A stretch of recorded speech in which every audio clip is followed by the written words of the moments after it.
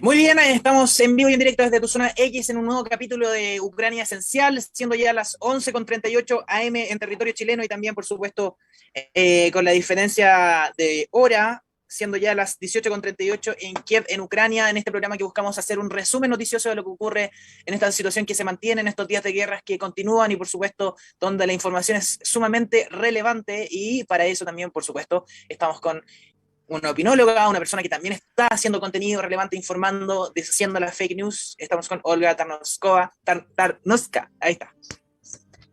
Hola Javier, buenas tardes aquí, buenos días ahí en Chile. Sí, Sí, gracias por invitarme, es la segunda oportunidad que tenemos que hablando juntos. así es. Oye, una información que, ¿cómo hacemos? Un panorama que, lejos de tener un poco de relajo, se mantiene intenso, como es el caso de que Rusia mantiene su avance en Lugansk. eh, ¿Cuál es la situación del lugar? Hay harto reporteo, pero en el fondo, ¿sabemos fielmente lo que ocurre en ese lugar, Olga? Eh, a ver, por supuesto, Rusia mantiene la tensión no solamente en Lugansk, sino en otras regiones de Ucrania, bombardeando de vez en cuando las ciudades que están pacíficas en otros tiempos, como Dnipro, como Kharkiv, ¿no? Que ayer y antes de ayer tuvimos víctimas civiles de 10 personas, por ejemplo. Hoy hemos tenido un bombardeo en Dnipro con los cuarteles, también con 10 víctimas mortales y no sabemos cuántos heridos. Así que la región de Luhansk es el, digamos, el epicentro del avance intensivo de los rusos, porque ellos, como sabes, han retirado sus tropas de las regiones del norte de Ucrania para concentrar una ofensiva en las regiones de Donbass y Luhansk. Cabe decir que el territorio de Luhansk fue ocupado por los rusos y sus, digamos, gobiernos títeres en 2014. Entonces, el territorio de Luhansk en 80% ya estaba ocupado por los rusos. Y el avance se produce en esos 20% de territorios restantes, de lo que ellos han comido ya más de 10%. Por supuesto, el ejército ucraniano está ahí defendiendo, pero estamos retrocediendo porque de forma lenta para poder evacuar la población de las ciudades y pueblecitos que se quedan en esta zona, para que la gente salga, entonces el ejército se retira y deja esa localidad, porque los rusos cuando entran, ellos arrasan primero todo con bombas, misiles, y ya no quedan ni casas, ni gente, ni nada. Con lo cual, Así, esa es la táctica de ellos, como han hecho en Alepo, en Grozny, arrasar, dejar escombros y luego entrar, cuando ya no hay nada que defender o nada que conquistar, cuando solo hay piedras y muertos ahí. exactamente. Y para complementar lo que tú dices, este pasado 25 de mayo, o sea, el día de miércoles, esta invasión, hubo el daño a 41 asentamientos y además lamentable fallecimiento de 6 civiles en estas localidades en Donetsk y en Lugansk. Dentro de esto, a mí me parece que la calidad de vida, ¿no? Por ahí, ¿en qué situación se encuentran los ciudadanos de estas localidades? Aparte de el acceso, me imagino también que la calidad de vida es bastante deplorable y en ocasiones hasta inhumana, ¿no? Eh, Javier, los 6 civiles, yo no sé de dónde salen esas cifras, porque si arrasan con un pueblo, si matan con los misiles y tal, son centenas de civiles muertos que no sabemos. El problema es cuando hay un territorio ocupado por los rusos, Ucrania no tiene acceso a los números de Ah, fallecidos. claro, los números Vale, oficiales, claro. entonces, claro, los que podemos reportar es tal vez los que sabemos con seguridad, pero los Sí, otros centenas de muertos no podemos reportarlo hasta localizar físicamente los cuerpos, con lo cual las pérdidas civiles, por supuesto, son mayores. Y con esa manera. los rusos, incluso si no llegan a las ciudades, previamente destruyen toda la infraestructura, las centrales eléctricas, los depósitos de combustibles, de agua y tal. Eso sumerge a las poblaciones, a centenas de poblaciones, no estamos hablando de una o dos, a vivir sin gas, sin agua, sin electricidad.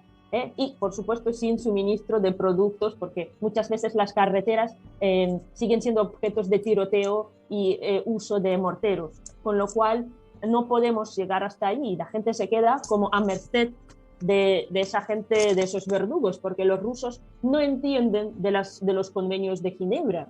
Les da igual todo eso, lo que estamos hablando, la gente civilizada, porque ellos viven fuera de la ley.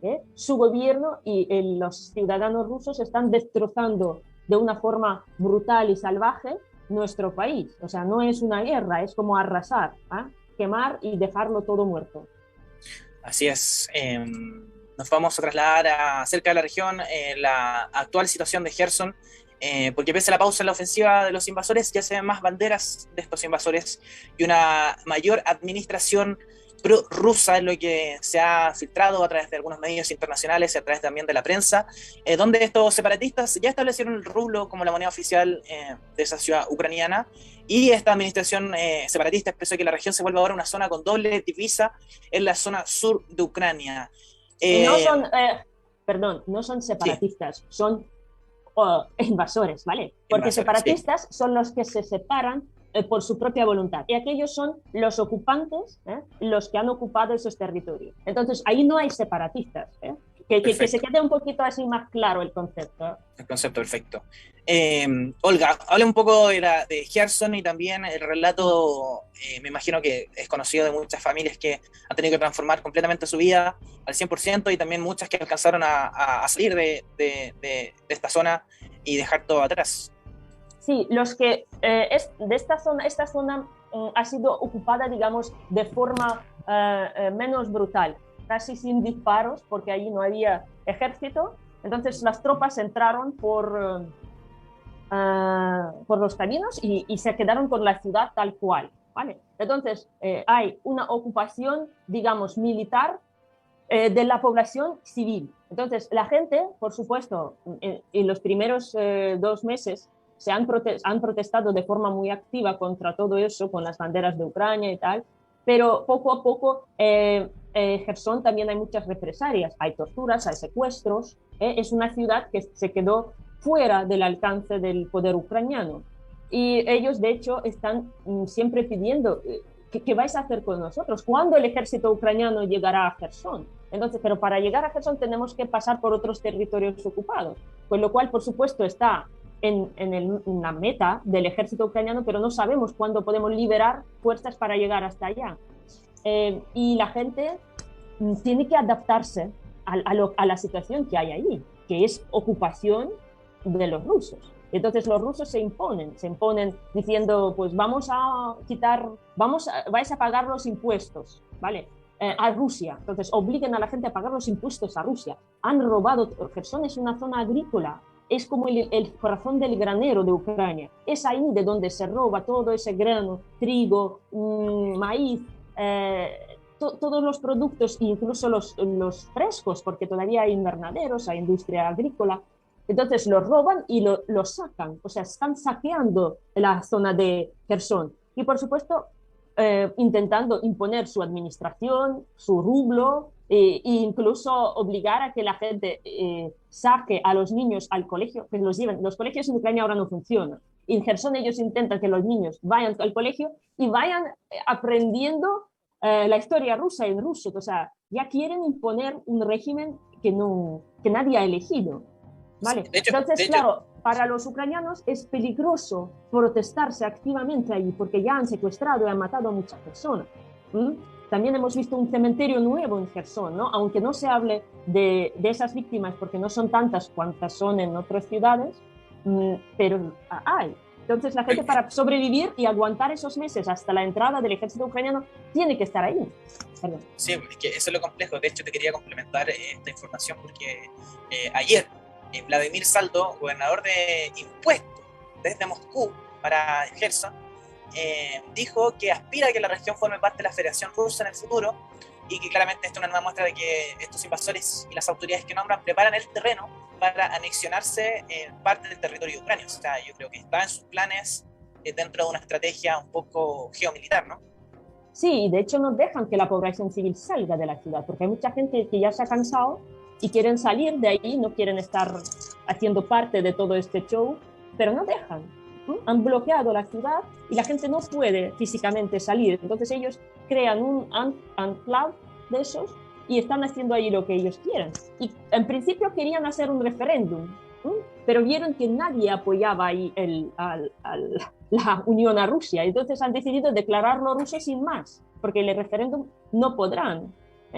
Y muchas veces en Gerson, yo he visto algunos reportajes y tal, traen a la gente de Crimea para que hagan de los habitantes de Gerson y que cuenten lo maravilloso que están con el ejército ruso y tal y cual. Entonces eso es una realidad que pasa ahí. Y me da mucho, yo espero que la gente en Gerson tome todo lo cuidado posible, incluso hagan algo de colaboracionista necesario para sobrevivir, porque es algo que tú tienes que afrontar para salvar tu vida. Exactamente. Tienes que colocar primero el sentido común, ¿no? Y para poder salvar la vida de tus familiares y también la tuya. Olga, nos trasladamos a un nuevo espacio porque y nos vamos, ¿cómo se llama, señor Fakir, con el tema número 3 de apoyo de video? Porque queremos saber unos de los batallones más nombrados en este relato militar, y dentro de las últimas noticias hablamos también del batallón de Azov,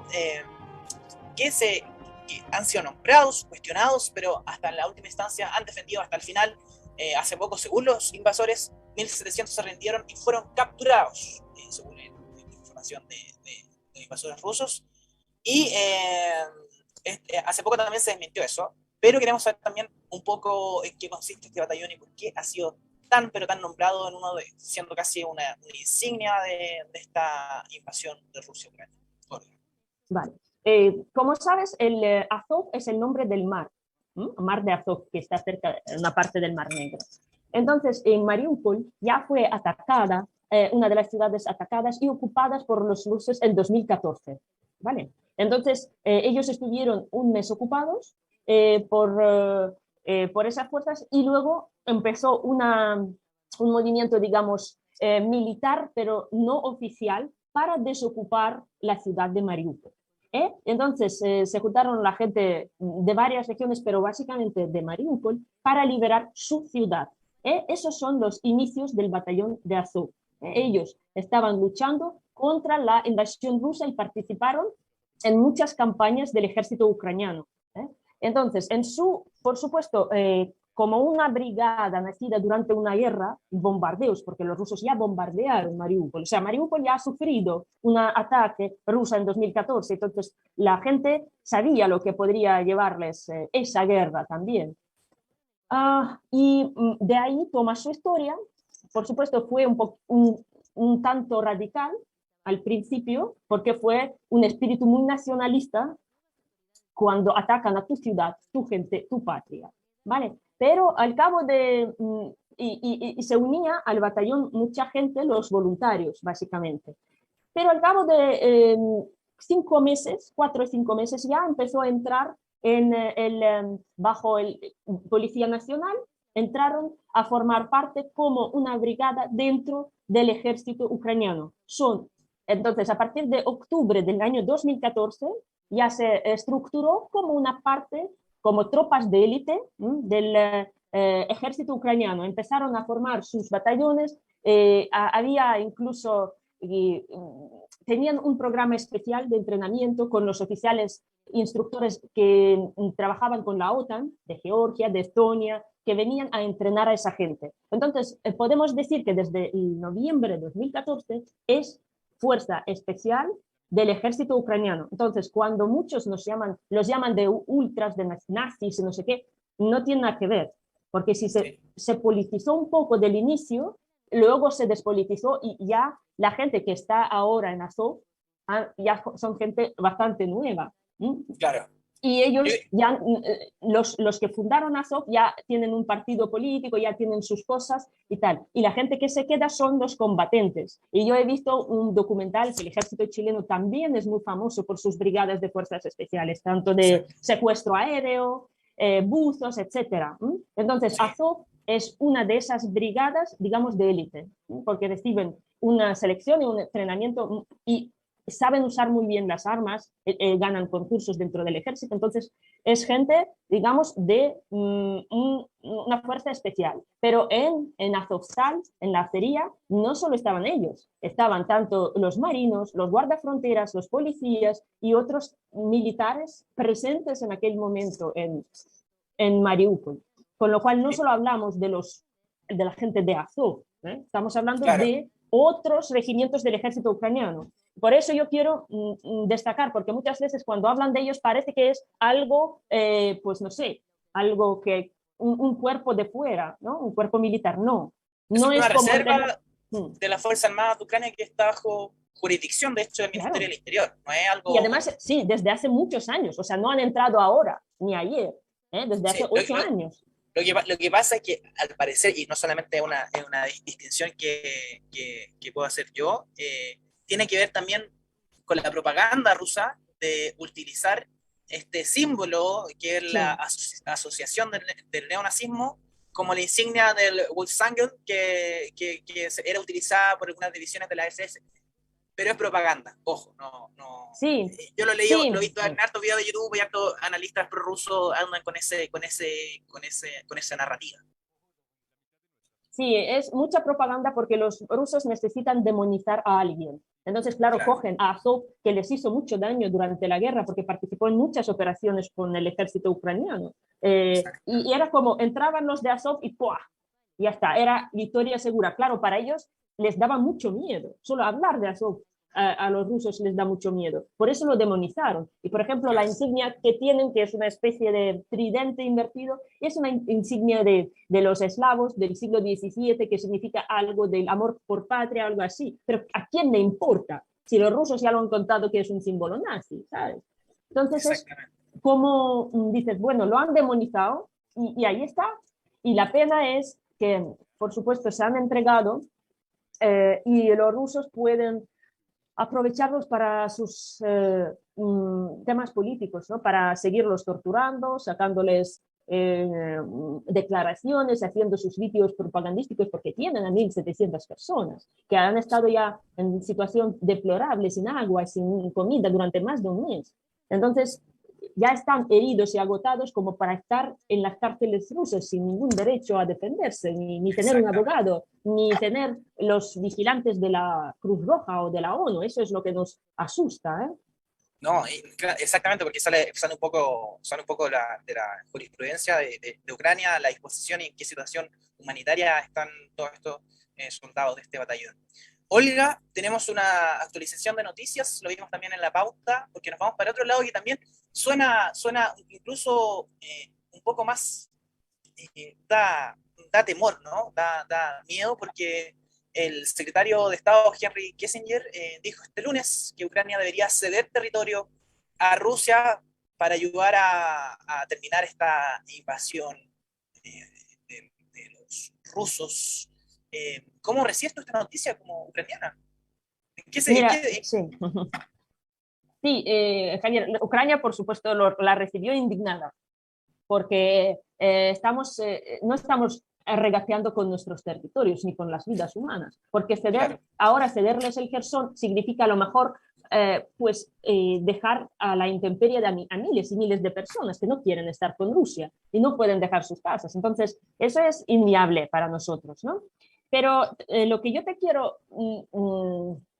decir es que Rusia está viendo que está perdiendo esa guerra, pero perdiendo ya de forma irreversible tanto su imagen internacional como la imagen de su ejército invencible. Entonces, para salvarse la cara, ha activado a todos sus agentes y todos sus medios informativos, porque el Kissinger tenía desde siempre los lazos, incluso con la Unión Soviética todavía. Entonces, es una persona que puede solo soltar cosas que a otros, con 98 años ya bastante hace con hablar y mantener el juicio, ¿no? Como para ser el portavoz de algún, por decirlo, movimiento político.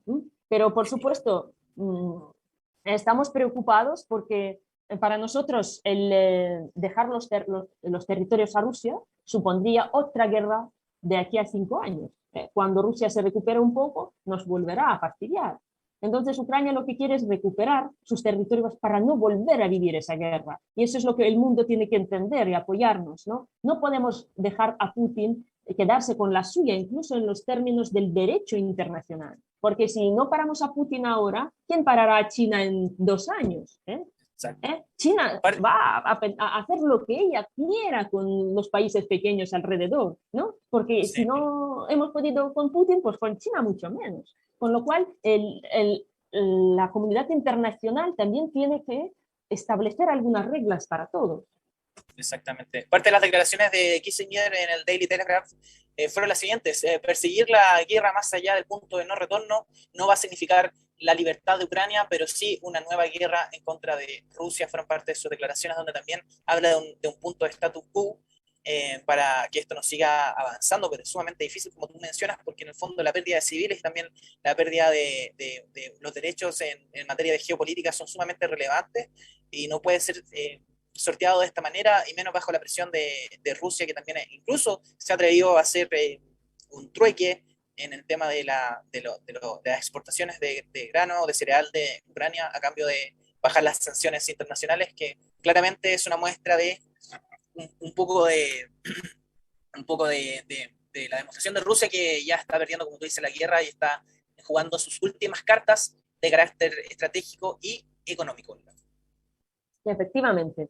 Sí, está saqueando todos los graneros y bloqueando nuestros puertos. Y eso es algo que la comunidad internacional está resolviendo ahora, intentando o bien hacer un convoy militar de esos buques cargados de trigo o incluso pues, militarmente neutralizar la flota rusa. O sea, hay varias opciones. Para nosotros, por supuesto, neutralizar la flota sería la mejor opción, pero entendemos que quieran hacer algún paripé para poder sacar a ese trigo que es tan necesario en los países básicamente pobres del mundo.